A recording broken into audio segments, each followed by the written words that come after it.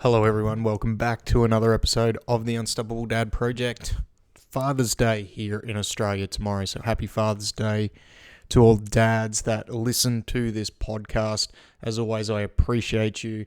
This week, I just wanted to do an episode talking about my experience as a dad. Now, I am by no means a guru or by no means anyone that probably anyone should be listening to, but I just wanted to use this opportunity with Father's Day in Australia tomorrow. I know we've got a few international listeners, so happy Father's Day for when it was in your particular country, but here in Australia at the time of recording this particular podcast, it is Father's Day tomorrow, and I enjoy Father's Day because it's a celebration of being a father, being a dad, and celebration of the dads that are in our life. So my father, but for me, most importantly, over the last 7 years, it's been a good day for me to kind of reflect on what I enjoy about being a dad, what I've learnt from being a dad, and just really just enjoying the presence of my family. And there is so much that I could go into, and trying to fit all this into 20 minutes or under 20 minutes might be hard, or it might be easy. The reason I wanted to do this was really just riff and talk about, my experience being a dad over the last 7 years. And, I still remember when I first found out that I was going to be a dad. I remember that my wife had a little package that she did up for us, and I came home from work that particular day, and in there was a little pair of shoes saying that, and I got very emotional at that time. I broke down. It was something that we, as a couple, were obviously trying to get to. We wanted to be parents, and then from there, we went through the pregnancy. And when I say we, my wife went through the pregnancy. I was there as emotional support. I didn't do too much, and then I'll never forget going to the hospital, and I'll never forget the first time seeing my daughter. And it's probably not, for me, it wasn't like the moment that I seen her for the first time, because we were in the delivery room and she came in and they gave her like the vitamin K shot and everything like that. And it was all, it felt very rushed, and it wasn't like this kind of overarching, it was surreal, but it wasn't like this overarching feeling for me. It was more when we got out of the delivery room and then we were sitting back in the room after she was delivered. And I was actually having a proper nurse of her for the first time. And there's a photo that we have of me with this grin from ear to ear like a Cheshire cat on my face, nursing my daughter for the first time. And just, that's what I remember. And that was when it kind of all come to the point where, like, that was the moment where I realized, like, this is real. This is this little human being. And then there was a couple of days in hospital, and then from there, I remember the drive home, and I will never forget those two moments. I don't think I will never forget that moment where we got to sit there as a family for the first time, and we got to, I got to hold my daughter for the first time properly, not just in the delivery room where everything was rushed and there's a lot of things going on, but, afterwards where I was able to actually sit down and look at her and just take in the fact that we'd brought this little human, well, my wife had brought her into the world, but, we were responsible now for another life. And then that drive home was like one of those moments where I think reality had dawned on me that this is now our responsibility to look after this little person. And it was the most controlled, slow drive home that I had ever done. I remember driving on the highway going back to where we were living at the time, and it was, I've not been so nervous for a drive probably since I was going for my license test or doing driving lessons with my dad when I was 16, 17. Like, I had not been that nervous for a drive in, I can't remember how long, and I vividly remember almost every minute of the drive home. And then from there, it was about just being parents, like trying to work this thing out, because there's no instruction manual that comes with the baby when you have the baby. There's no one that has gives you a guide onto what you should and shouldn't do, and it's just about working it out. And lots of sleepless nights, lots of I guess trial and error with a lot of things. For me as a dad, and I know this is a really common feeling with dads, for that first 6 months feeling a little bit useless in the whole process, just because, the baby is so dependent on its mother. So as a dad, you don't really have a lot of interactions. You obviously try to, and you try to interact, you try and help out as best you can, but there was a little bit of a feeling of uselessness and even guilt there, where I couldn't be doing more to kind of help with the baby. Like, I remember those feelings really vividly. And I remember over the last 7 years with Soph, and before our son came along, there's a lot of negative emotions that have come up over that time too. There's feelings of guilt that come up regularly. There's feelings of, am I doing enough? Like, am I being a good enough parent for my children? Am I teaching them the right things?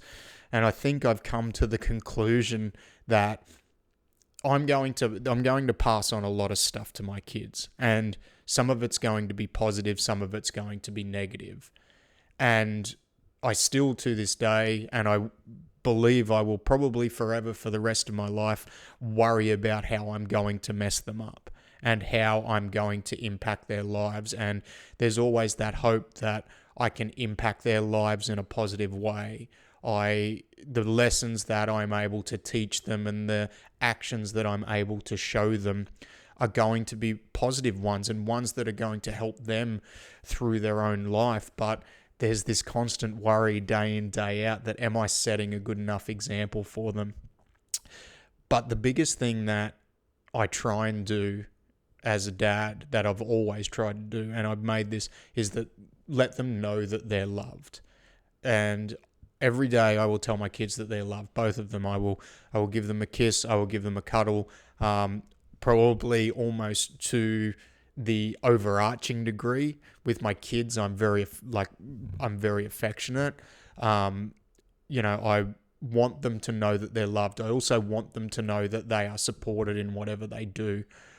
I also want to try and help them build some level of resilience. And it's funny, because this is like this constant fine line and this constant battle where I'm going back and forth, where you want them to feel loved and supported, but you also want them to build their own level of resilience. You want them to build their own problem-solving skills. And as Soph's gotten older, and now that she's at school and she's past that stage where she's starting to do things on her own, it's hard to put her into those situations where she's going to fail and she's going to have to struggle in a controlled environment, because you do want them to feel supported, and you feel sometimes, or I feel sometimes, guilty for putting her into those situations, even though they're controlled and they're very, very measured, right?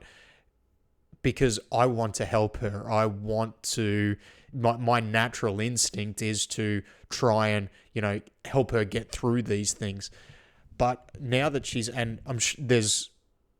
I know there's going to be a lot more of these times to come in the future, as she gets older. And I know that a lot of this stuff for her is only starting, and then we're going to have, Ollie follow on after that. He's probably not quite at that age yet, but there's little things that are starting to happen where it's going to have to happen for him as well too. But I think for fathers, especially with daughters as well too, as chauvinistic as this might sound, what I'm starting to find for me is the difference between the way I respond to my daughter compared to my son.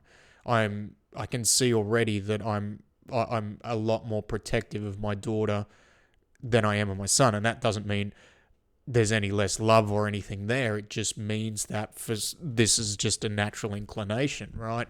But as she starts to get older, trying to put her in a position where she's going to have to work for things, and that's resisting that. And it is almost I feel it's like it's a selfish urge, and this is a thought process that I've gone through a lot. It's a selfish urge to want to help her because it's satisfying a need for me to not see her struggle. And if I'm constantly jumping in and helping her and doing things for her and pulling her out of hard situations now and in the future, then that's, while it's satisfying my urge right now, it's not going to help her as she gets older. And it's a constant battle jumping back and forth. And I think that we're always going to feel like we're not doing enough. If you're a dad that wants the best for your children, which I'm sure every single person that listens to this podcast and there's a lot of, look, there's a lot of people on both sides of the fence, but I think if you're listening to this podcast, there's a better than average chance you are a dad that wants the best for your children, and you're going to do a good job because you will show them that they're loved, and you will always be striving to give them the best. But I think that if we give, and this is just my opinion and I guess my philosophy, if I'm giving them everything and I'm helping them with everything, while it's satisfying a selfish urge for myself now, and it's not going to help them into the future, because I want them to be determined, I want them to be resilient, I want them to be kind people, I want them to be good people, but most importantly, I want them to live their own life. So part of that is going to be them building a level of resilience for themselves so that they can cope with that later on. But the whole journey of being a dad is just one that I've probably grown to love more over the last, let's say, 3 to 4 years. Because in those early stages, I was so worried about so many things. There were times when Soph was younger where, we were running our own business and business wasn't going good. So I was so stressed and overwhelmed by the fact that just putting a roof over our heads and putting food over the table, that I wasn't able to enjoy some of the things that I probably would have liked to of being a dad. There wasn't that, and that's a hard thing, and it's one I know that a lot of dads struggle with. We have to take that provider role in a lot of our families, and not wholly. Our wives are obviously there to support and things like that, but depending on your individual family dynamic, that's something that is never going to go away. Like that feeling that you need to provide for your family. And as I said, like there was some times, especially in those first couple of years of being a dad, where I was so stressed and overwhelmed by external circumstances that I wasn't able to enjoy it. Now, over the last 4 years, we've had some super stressful times. Maybe in hindsight, more stressful times than what we did back then. But the difference is, I've been able to appreciate each moment for what it's worth. I've been able to actually disconnect from that stress and become more in tune with what's going on and enjoy the moments, and I've spoken about this on another podcast, enjoy my kids. And this is part of as they get older, it's like there's almost more things for us to appreciate, but I enjoy watching them grow. I enjoy watching them develop. I enjoy just being there and being able to spend time with them. Like, I am so grateful for these little human beings that are in my life every day. And yes, there is always something that comes up that pisses me off, that, makes life hard. There's a lot of work. There's always work to be done. But the thing that makes that hard work always worthwhile is just being able to, whether it's, even if some days it's only for like 15 minutes, just being able to stop and be in the moment with my kids, because it is so cool to watch them become their own person. It is so cool to watch their little personalities develop. Watching the learning journey that like Soph's going through now. Now Ollie, he's going to be in kindy next year. And then he's going to be school the year after. But he's now starting to, you can see full sentences being formed and phrases, and his level of information retention and his little personality coming to the forefront, which is different to his sisters, and just being part of that is just such an amazing thing, and something that I'm so thankful for. And I just love being a dad. And despite all the worry and all the stress that goes with it, the good times in those moments far, far, far outweigh any negative that happens along the way. Even seeing some of my bad habits come up when my kids are doing things and the way they interact, because as they get older and they start to get their personality, they're going to reflect, or they're reflecting elements of my personality there. And good and bad, you know some good things that I do and some bad things that I do. Like, kids are a mirror at the age that mine are at right now of us there, because we're the most influential people in their lives. And I understand that's going to change as they get older, but it's also cool to do that because it makes me more self-aware of things that I'm doing, especially as they do something and then it's like, oh shit, they got it from me. It makes me more self-aware of what I'm doing on a day-to-day basis as well too. And the whole journey for me over the last 7 years, and it changed again when we had Ollie, and then it's again, like, there is some negative feelings that go around when you've got multiple kids. Like, am I allocating enough time to both of the kids? Do they both still feel as loved? Like with Soph, and she sometimes communicates to us that, like, she feels a little bit more, she doesn't use this word, but let's say neglected, because now there's two people in the house two kids in the house where she's used to having one. Like, that's another negative emotion that's come up now that we've got two kids. But again, the positive of that for me and for our family has been that, like, watching those two interact with each other and grow up together, like, that's been such a cool thing to observe and been a part of. Like, they will just play for hours together. They're starting to fight a little bit more now that they're getting a bit older and Ollie's getting his own voice, but, like, they love each other, and watching them, share in that development together and share in that growth together it's just such a cool thing to be part of. And I know I'm going to try and wrap this up now because I could probably talk about this for forever. And the whole point of this episode was a little bit selfish, really. Just for me to kind of get on, talk about my experiences as a dad, things that I've learnt for myself, but most importantly, the things that I love about being a dad. And I know there's going to be times where, we're not going to be able to enjoy it as much. And I know there's been times where, especially in the early stages of being a dad, where I wasn't able to probably enjoy it as much as I should have, because I wasn't highlighting in my own mind the good things that were happening. I was too worried about the external circumstances. And yes, we need to be concerned about that. And we need to put in work on our businesses and our job and on ourselves. And there's going to be that feeling of guilt whenever we take time away from our family. But they'll understand. I look back on when I was a kid, and I think eventually we understand. We understand where our parents were coming from, especially when we become parents.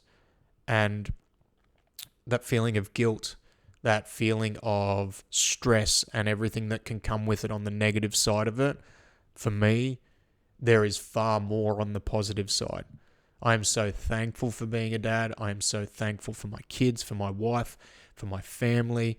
And if you are in a position where maybe, like, it feels like it's getting too much, try and disconnect for 15, 20 minutes in a day. Just sit there and watch your kids, whatever you've got, and just appreciate what is in front of you right there, what is going on. Because I get it, it's hard when you're in it, and it's hard when you're trying to push to provide the best life you can for your family. But if we don't spend the time now, especially if you have young kids when they're young, to appreciate the little things that are going on, we're going to blink and they will be moving out of home. They will be living their own lives. And while we always want to strive to be better, and we always want to strive to provide a better life and set a better example for our kids, we have to appreciate the moment that we're in, and we have to appreciate the opportunity we have in front of us to be in the moment with the amazing human beings that we've been able to bring into the world. And That's why I love being a dad. I love being a dad just because I love the journey. I love the constant evolution. And, maybe every year on Father's Day, I do a podcast like this and I can just talk about what's changed over the last 12 months, because it's going to be a constant evolution. It's going to be a constant change. And I love it. I love it. I love my family. I love my kids. And I am so very, very thankful and privileged to be in the position that I am in every single day, to be able to observe, to be able to watch, to be able to teach, and most importantly, be able to learn from them. So let me know. Let me know what your favorite part of being a dad is. Let me know what you've struggled with over your time of being a parent. It's been such a wonderful 7 years for me, and I'm excited for the future. But happy Father's Day to all the dads out there. I hope you have a wonderful day. I hope you get to spend it with your children and families, and say thank you to your dad and your parents on the day as well too, because they helped you get into the position that you're in right now. So thanks for that. If you like the podcast, make sure that you're subscribed on all the podcast platforms. Make sure you share it around with anyone who you think might get some value from what we do. But other than that, I'll talk to you next week. Bye.